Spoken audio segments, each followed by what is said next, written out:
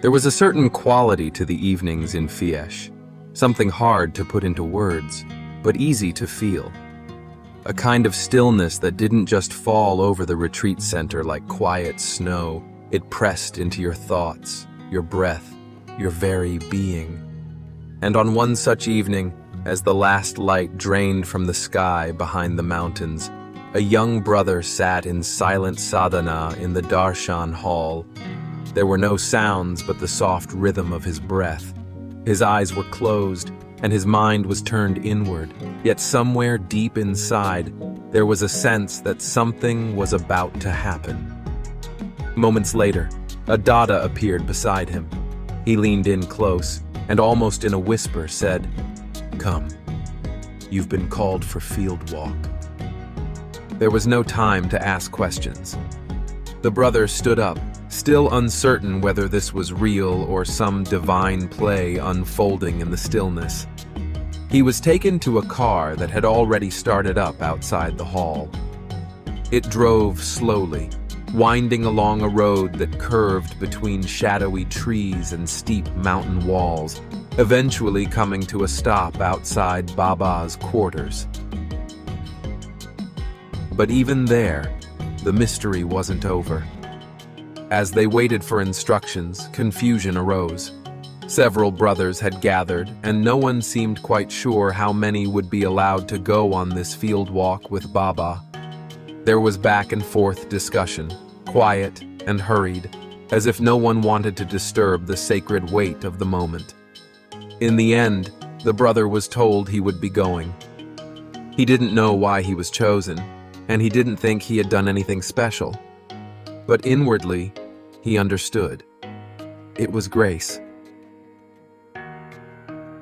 Soon they were back in the car again, this time driving farther into the mountain darkness.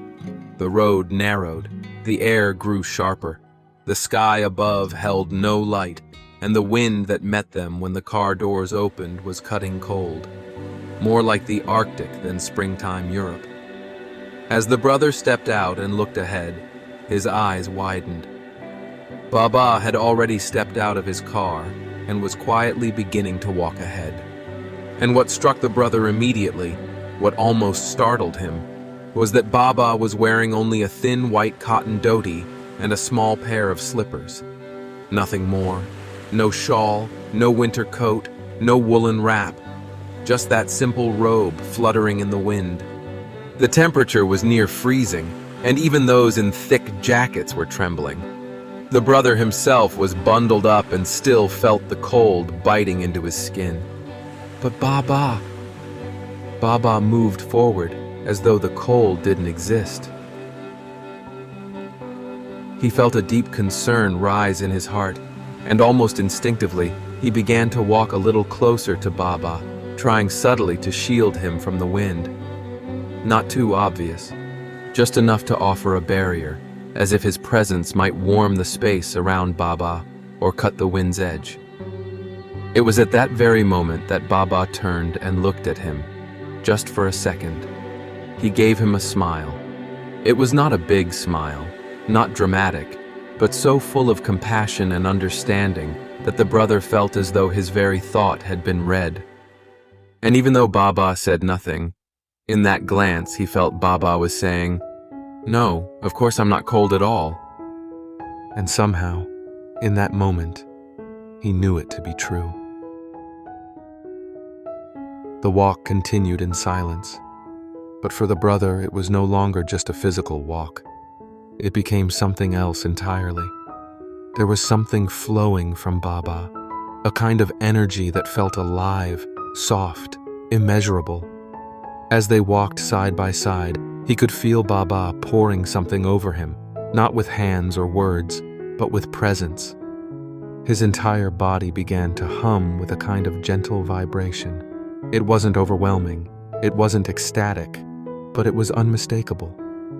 He realized that even without saying a single thing, Bábá was speaking to him, not through language, but through proximity, through intention, through grace.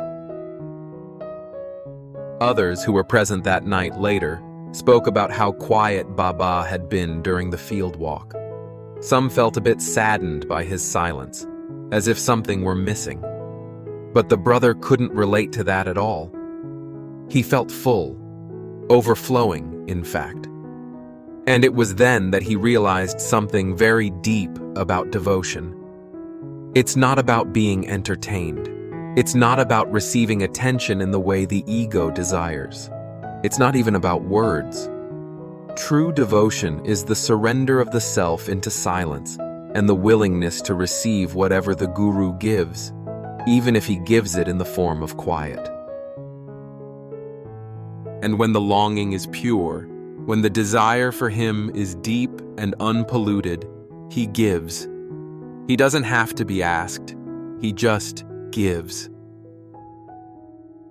For this brother, that walk through the freezing mountain night became one of the most treasured moments of his spiritual life, not because of any philosophical lesson, not because of any supernatural display, but because in the silence, in the wind, in the cold that wasn't cold, he tasted something that cannot be put into words.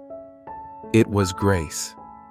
And that kind of grace doesn't come when we chase it. It comes when we are ready to receive it without condition. If this story touched your heart, please consider subscribing to the Worker channel. Each video is created as a sacred offering to inspire, to remember, and to walk the path together. You can support this journey simply by clicking like, sharing it with someone who may need it, or leaving a comment below. Every action helps spread Bábá's light to corners still waiting to be reached. Thank you for being part of this unfolding prachar. Bábá Nam Kevalam. Love is all there is.